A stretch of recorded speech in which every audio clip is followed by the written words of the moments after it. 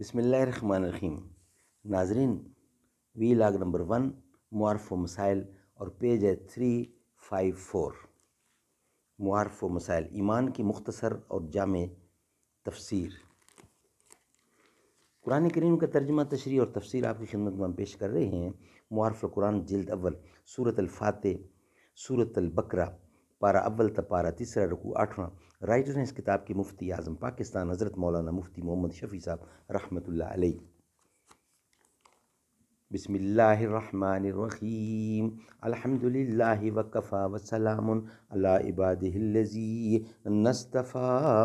قال النبی صلی اللہ علیہ وسلم، خیرکم من تعلم القرآن وعلمہ۔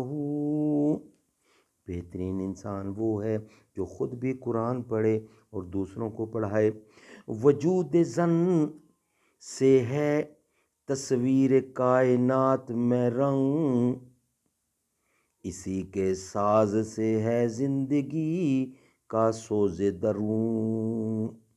آنکھ جو کچھ دیکھتی ہے لب پہ آ سکتا نہیں، میں وہ حیرت ہوں کہ دنیا کیا سے کیا ہو جائے گی۔ ایمان کی مختصر اور جامع تفسیر۔ فَإِنْ آمَنُوا بِمِثْلِ مَا آمَنْتُمْ بِهِ۔ شروع سورہ بقرہ سے یہاں تک ایمان کی حقیقت کہیں مجمل کہیں مفصل بیان کی گئی ہے۔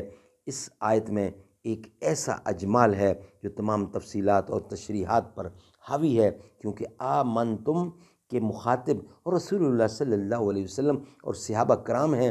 اس آیت میں ان کے ایمان کو ایک مثالی نمونہ قرار دے کر حکم دیا گیا ہے کہ اللہ تعالیٰ کے نزدیک مقبول و معتبر صرف اسی طرح یعنی اس طرح کا ایمان ہے جو حضور اکرم اور صحابہ نے اختیار فرمایا۔ جو اعتقاد اس سے سر مختلف ہو اللہ کے نزدیک مقبول نہیں ہے۔ توضیح اس کی یہ ہے کہ جتنی چیزوں پر یہ حضرات ایمان لائے ان میں کوئی کمی زیادتی نہ ہو، اور جس طرح اخلاص کے ساتھ ایمان لائے اس میں کوئی فرق نہ آئے کہ وہ نفاق میں داخل ہے۔ اللہ تعالیٰ کی ذات و صفات، فرشتے اور انبیاء اور رسل، آسمانی کتابیں اور ان کی تعلیمات کے مطابق جو ایمان و اعتقاد رسول اللہ نے اختیار کیا وہی اللہ کے نزدیک ایک مقبول ہے۔ اس کے خلاف اس میں کوئی تعویل کرنا یا کوئی دوسرے معنی مراد لینا اللہ کے نزدیک مردود ہے۔ فرشتے اور انبیاء اور رسل کے لیے جو مقام آپ کے قول و عمل سے واضح ہو، اس سے ان کو گھٹانا یا بڑھانا ایمان کے منافی ہے۔